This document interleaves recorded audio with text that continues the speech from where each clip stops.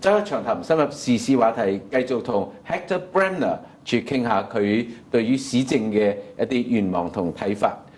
Well, we have talked about your 4 directions. Now, I remember in 2005, when I was running for city councillor, Right. there was one issue that actually defined the whole election. Was the closing of the bridge for bike lanes. Oh, and right. then when the MPA run, there's one clear message, we'll reopen it. Right. We will stop that project. Right. And basically, it really defined the whole campaign and the result of the election.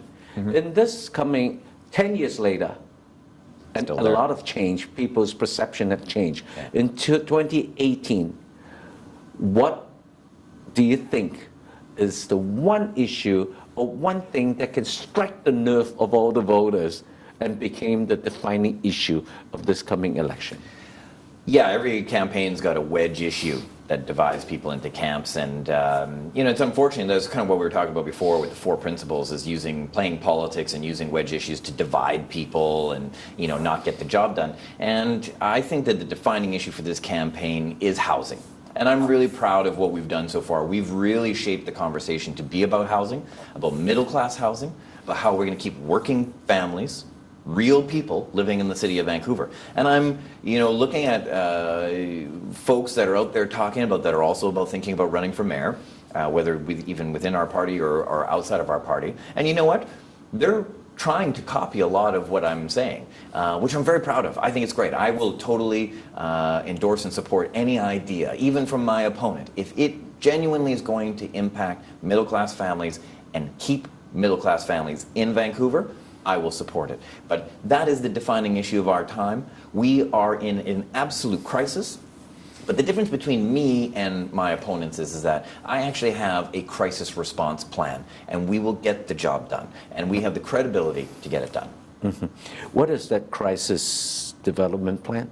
Can you introduce to us what Sure. that plan is? Sure. Well, you can read more about it on our website, hectorbremner.com, but it's fundamentally built around 3 key areas, the problems that really drive our housing market, and that is ending the piecemeal zoning and taking the lid off zoning. Our city is extremely restrictive. Extremely restrictive. 75% of Vancouver is basically off limits to development other than single-family detached homes.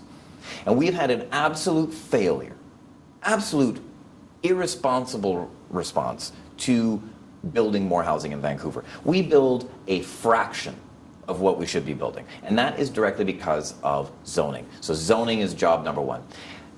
Job number 2 is that we incentivize the wrong type of housing. For example, rental housing, which we desperately need in the city of Vancouver because middle-class people are going to need to rent today, especially younger people if they're going to be living in the city.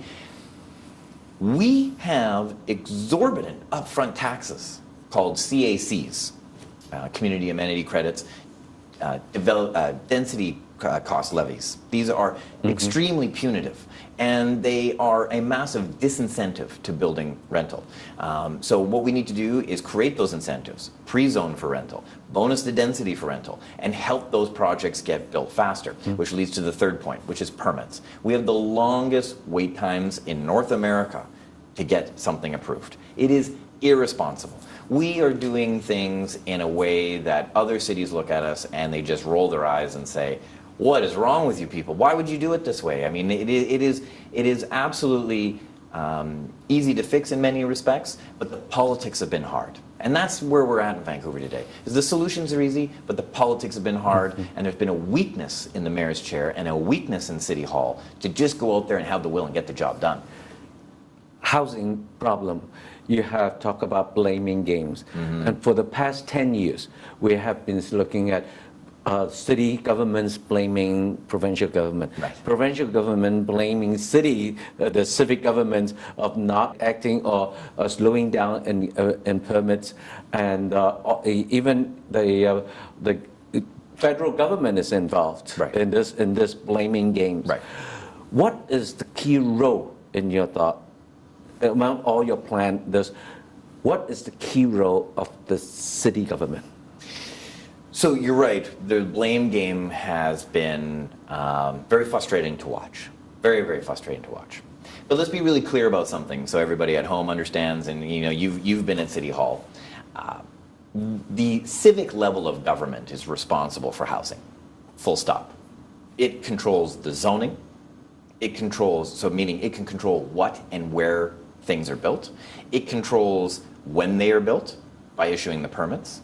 It either can tax or not tax certain types of housing in such a way that will incentivize the right or wrong style of building. Right now, in the lower mainland, there's approximately 120,000 homes that are waiting to be approved, that are just trapped in red tape.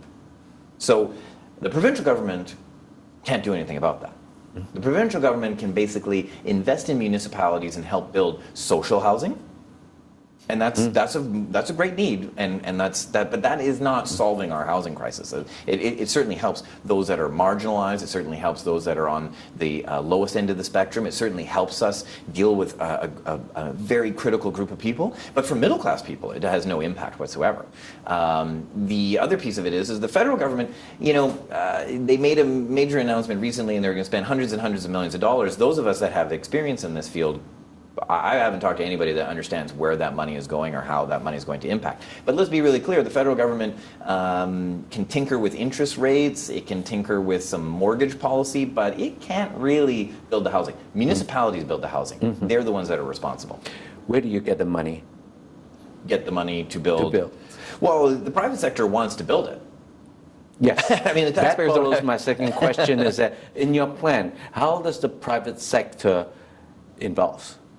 Well, the private sector is, I think, been pleading, begging mayors, particularly the mayor of Vancouver, to liberalize the crazy policies that we have in place. There's no other way to describe it. It's crazy. I mean, it's just, it doesn't make any sense. I'll give you an example. We were sitting in City Hall a couple weeks ago, and we were approving a building that was a below market rental building, which means it's going to be affordable for young people and for people that are, working poor people. I mean, we really need this housing.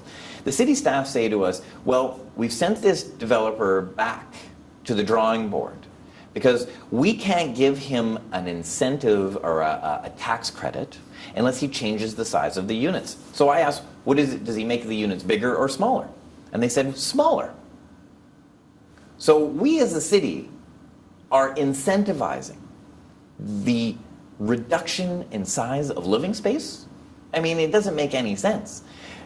Should the government be involved in such decision making? It's a market. You should just allow the market to do what the market needs to do. But I want your audience and I want people to understand about how insidious this is that project is now going to be delayed by a minimum of 5 months. That builder that is not building condos. This is not a multi-million-dollar project in profits. This is a long-term investment for this group, and they are building below market rental. They are going to have to spend, to my understanding, $250,000 to redraw this building and waste 5 months. When we could have just said, we could have just moved our arbitrary rule, a rule that we just made it up.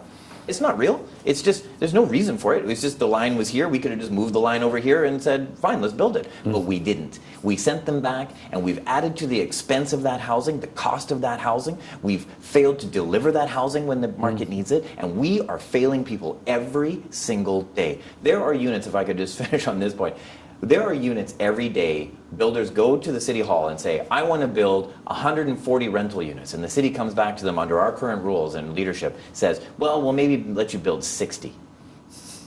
This is a failure. We have a crisis, and we are telling people, the private sector, no, I understand you want to solve the problem, but we don't want to solve the problem. And it is wrong. We need change, and October can't come fast enough for middle-class families.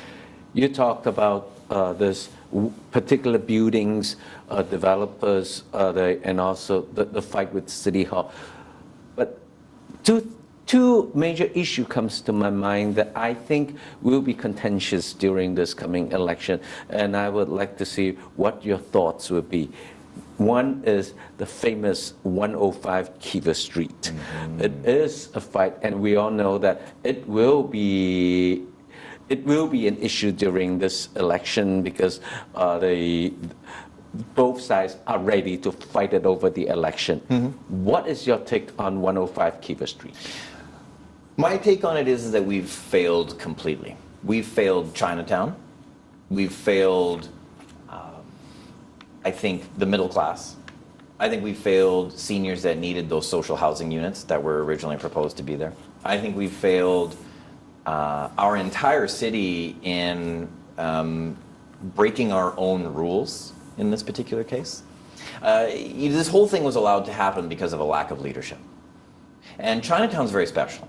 And I'm really proud that Wade Grant, who you may know, he's a former Musqueam city councillor, but of course he's a descendant of head tax paying Chinese Canadians.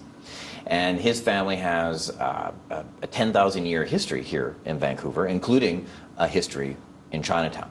And what we're hoping is that we're going to bring new, fresh faces to the city, to the table, talk to the community, get a real Chinatown plan done, and actually build real housing there. But it's been a failure of leadership to bring the community to the table thus far.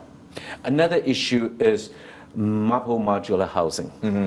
It's also a very contentious issue. Right. And the group, the advocate group, has already approached many potential candidates already, so they are going to make sure that it's an election issue. Yeah, absolutely. What is your take on that? Yeah, I've been speaking with them since day one. There's some really, strong passions on every side. But this is earlier in this conversation we were talking about when we're dealing with homelessness.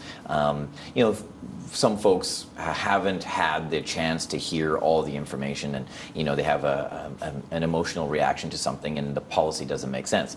But I think that the city there, it went in, it ended up picking a fight with the community, and it's divided the community further.